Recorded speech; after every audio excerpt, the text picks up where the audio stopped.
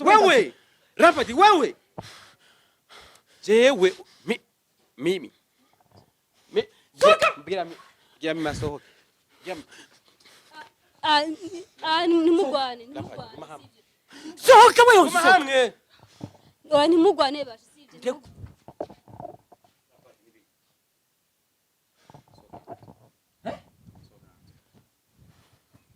Jewe ndi mu bibazo byinshi sivyo. Sohoka ndabiga umeshe ngeneye. Mugenzi wa sohe hanze. Mugenzi uri ko bazinanye.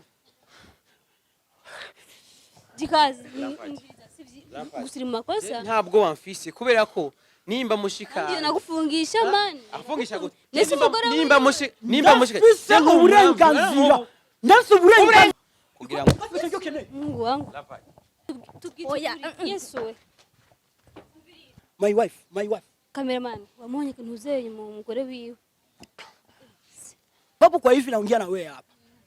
Nina hakika kwamba anatembea na mke wangu. Mimi naitwa sura mbaya. Sawa. Mwanamke mzuri tu akipita barabarani iko naye. Okay. Bye. Wabonya bakoba bo.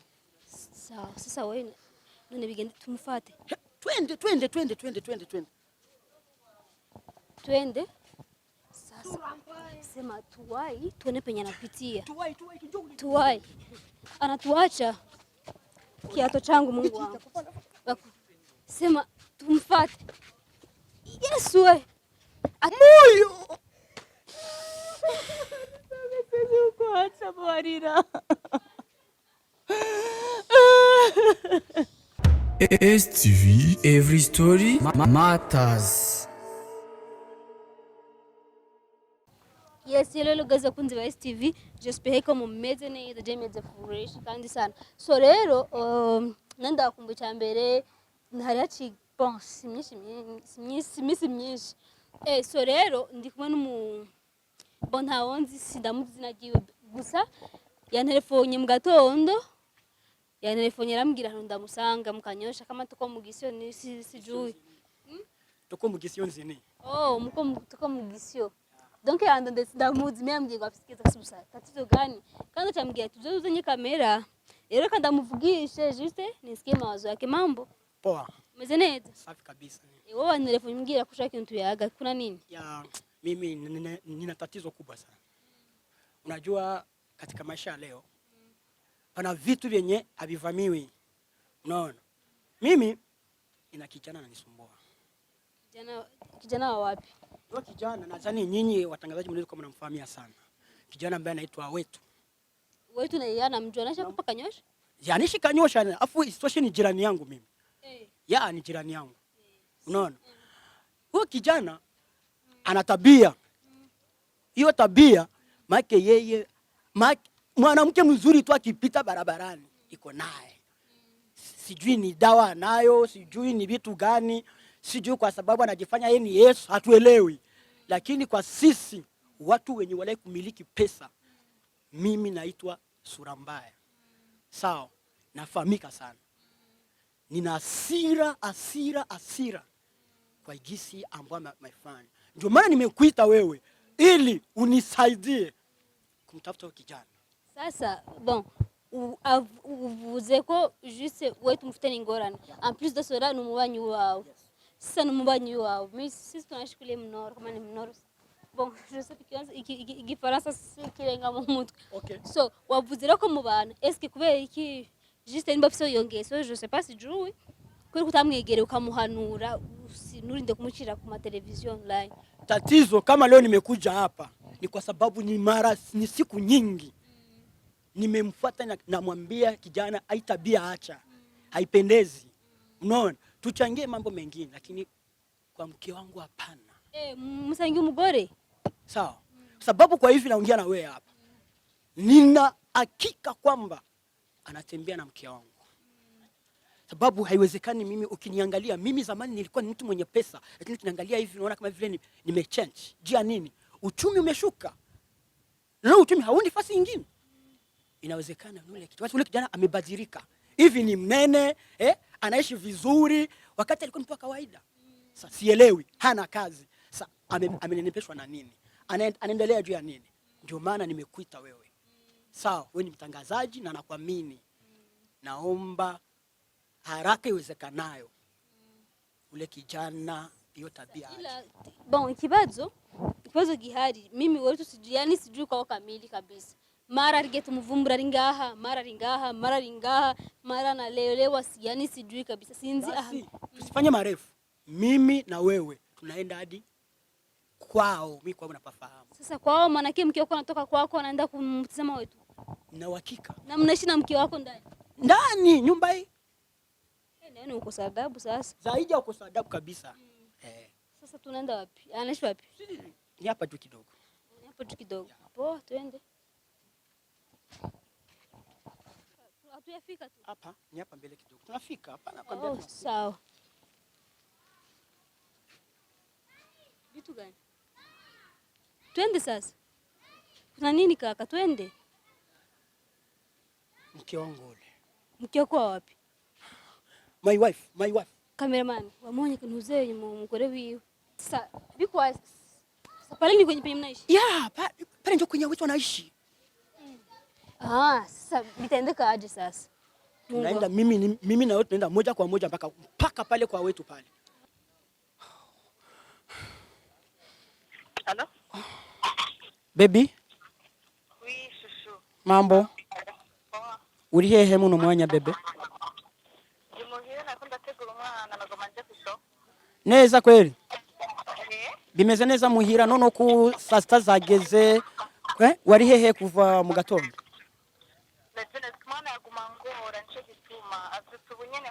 Sherry, I'm serious. Oui, yes. Naje kumusiga muhira wenyene. Okay, nta kibazo. Ndakubaza ukuntu umerewe. Urakoze. Nena kukumbuye shushu. Okay. Bye. Wabonye abakobwa bo. Sawa, sasa wewe none bigende tumufate. Twende. Twende. Sasa sema tuwai tuone penye anapitia. Tuwai. Anatuacha kiato changu Mungu wangu. Sema tumfate. Yesu we. Asituoni gusa natubone. Bisaba twinyegeze ngaha. Justa asituoni. Namo? Subiri just tuone, sivyo? Wewe tulia kwanza. Subiri just tuone. Sisi utanishi pale. Hapo ndio kwake. Anaingia, subiri, sogea nyuma kwanza. Sawa, twende sasa. Twinjire ndani. Nenda pole. Jikaze. Tugende kwanza turabe. Hari gusanga ataje kuradira wetu. Ndabizi niwaje kuraba. Ntawe ndaje kuraba. Sawa basi. Mungu wangu. Sasa ni nyumba ya wapi? Uko mbele uko. Umvuriza rero nusi. Hari gihe usanga ataje kukuraba. Wagenda bwiye. Nta wundi muntu aje kuraba ngaha. Ahubwo rero cameraman twugara umuryango rugaye. Kugira nagira umuntu asohoka. Nahanye. Tumefika ni hapa. Ni hapa? Ya. Nahanye.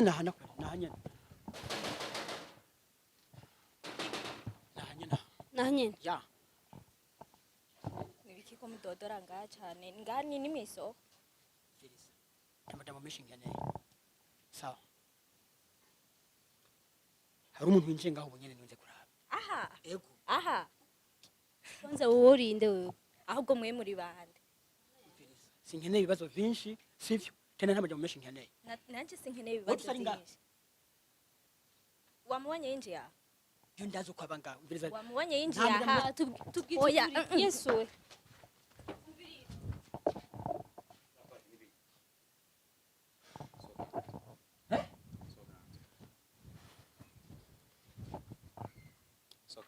Neza. Kumugore wanje neza. Mviriza. Ubu ntajya munari mwenkeneye. Mviriza.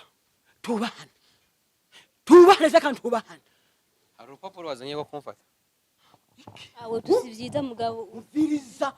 umugore wanje namukurikiranye neza kuguru kukundi yinjiye ngaho iwawe. Please kwa mke wangu sitaki matatizo. Tavyoroshe rero kubera ishavu kwise ntakonto ntanguza nk'ikofe n'ingumu kugira ngo Mungu wangu. kubuta jewe It's my wife. It's my wife. Sawa basi. yani mubireke Wetu gusuri mu makosa vrema. ariko se mafuta jewe Sawa. Umugore wanje Joe. ariko se Umugore wanje. ikosa yabaki Umviriza basi. Umviriza. Umviriza. Umviriza. Uracari mwana umukobwa. ego ndumva ariko ni musa uyunye musaza wanje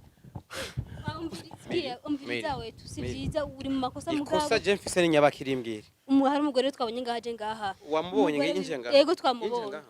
Boss nzi ko ari ngaha muri iyi nzu mugabo twamukurikiranye vrema. none kuba yinje Umugore. ngaha Yesu. guma ibisigora mpaje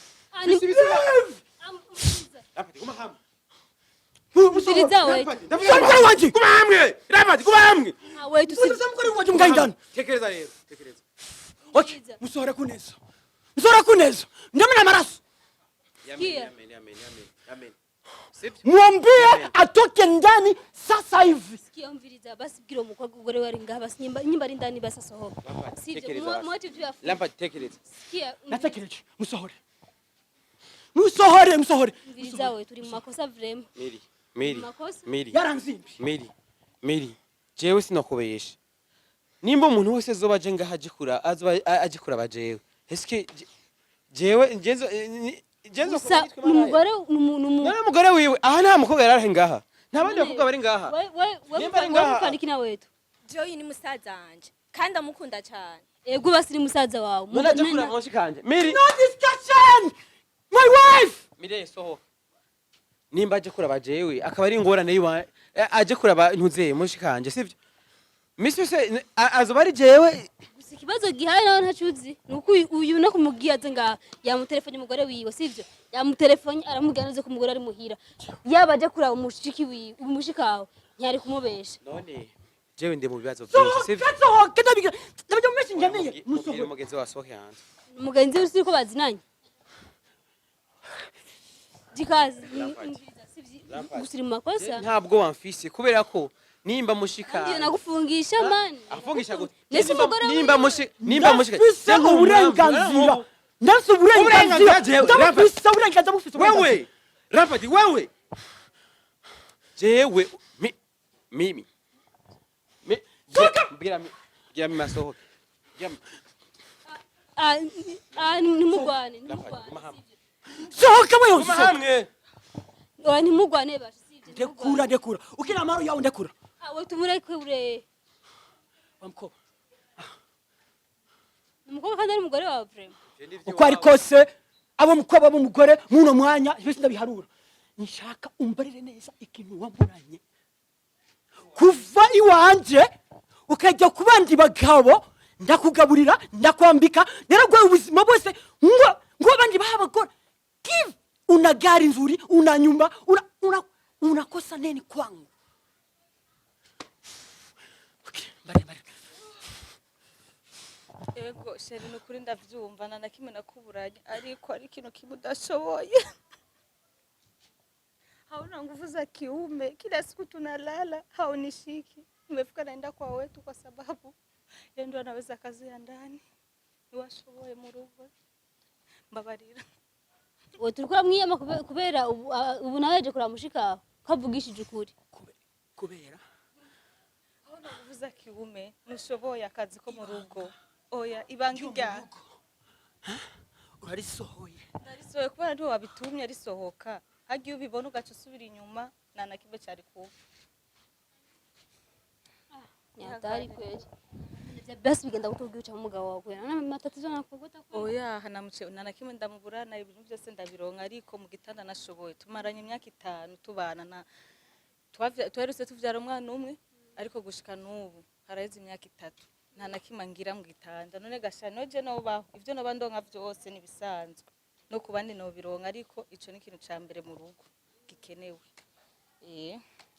ni same basi none gashoro none unabize bivuze bandanye ko nyene kweri mumuca mwibwira iki ko oya je mpitamo kumuheba kweri Muhebe? vyemera none gashangire gute wachike kweli ni achike basi sasa ukiachika tumaranye imyaka 5 tumaze kuvyara umwana umwe umwana afite 10 ans urumva iyindi myaka yose ibiri iri nyuma nta kintu na kimwe twajya mukonyene je ngimva ko agenda mu bandi bakobwa nanje naciye mpitamo kugenda imyaka 2 ni myinshi Mki rero wetu uyienje mko yani mnamumcha muza kila siku tumaranye kandi umwaka wose tugendana na wetu inafika au nisamehe sawa mwenye makosa ni mimi yakora becho dokora Lampati nanje sinaizi ko umugore wawe nawe ko umugore wiwe nabyo narinzi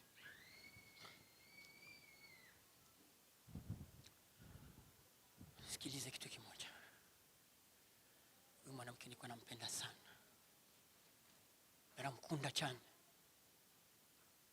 naragerageje ubuzima bwanje bwose ibi narondeye byose imyaka 30 cyose nabiteje n'umugore muno mwanya ndamuguhaye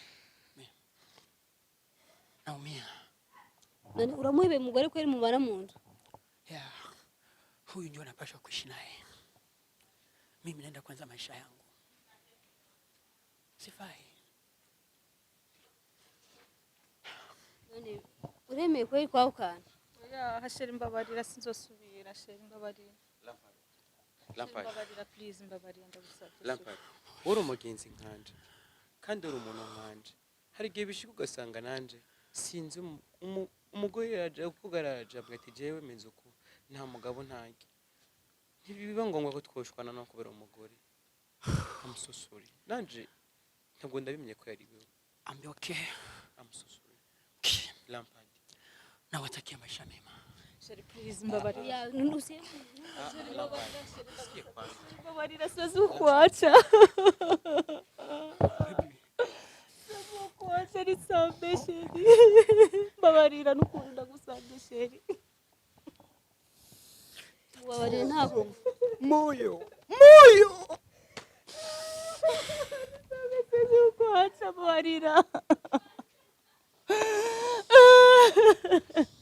nataka nikusame toje nikusame naomba inuka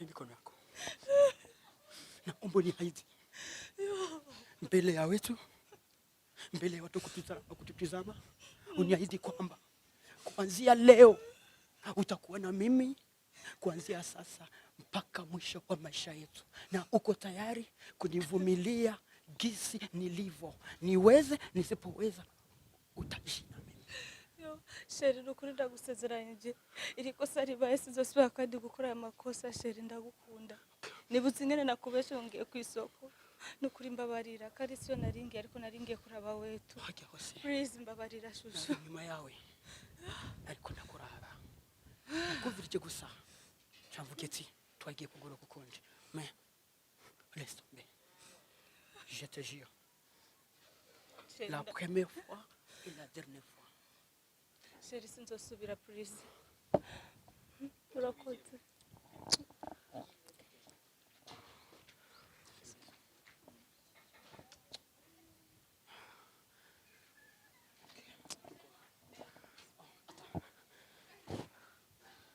kwaheri sasa sawa thank you asante sawa jengi kwanza mbanda mubazi wetu wetu ngo kwanza gatowe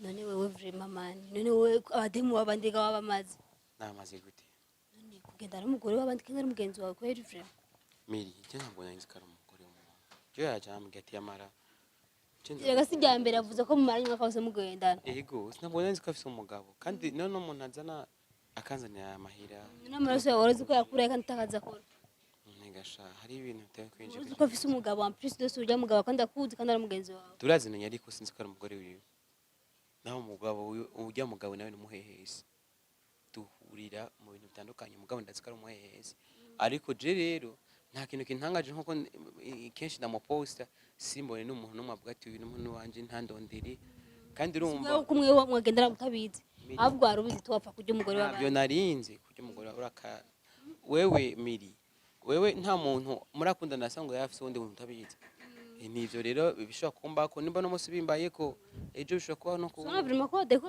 kandi nasabye ikigongo ko nahise mbona ko nimba ari umugore n'umugabo ko biri kose je ndumunyamafuti namusabye ikigongo kandi namusabye ikigongo kubera ko yonkubita oya namusabye ikigongo kubera ko naciye bugufi nabonye ikosa ko narikoze kandi sinzosubira kandi rero ngire nihane sinzosubira kuza ndaja mu rukundo kubera kenshi mu nibibazo kandi ivyo bibazo kenshi ubu hari kandi kenshi ubu hari ko biri kose nawe hariho ngira ikintu no gukorera ikibe cyo tuma nawe uzurankorera ibintu nk'ibi kenshi uzana ama television aza nkamera nagize numva ni problem gusa n'ubuvuze ngo tuma tuzana amakamera je for sure je umuhubere n'ijambo ndamubonye nilituriwa kwanza namuona kabisa je ya telefone mbere mu gatondo tunatelefona cameraman wana tunda kula show kanyosha urumva sinanzi imbere ko ari wewe yego nashingana ngo wetu ndavuga ati kibazo mfise no kubera ko ikosa ryose bari ku television gusa waragowe man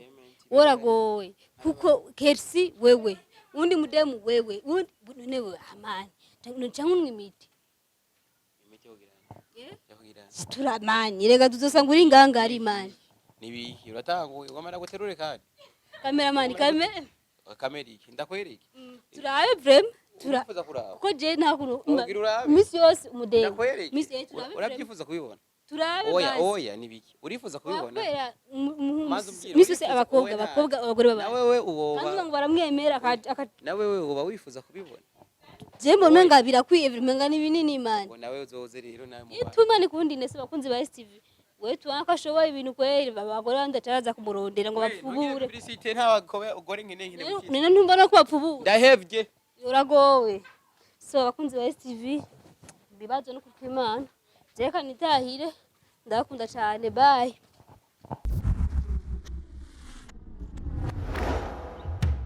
STV, every story matters.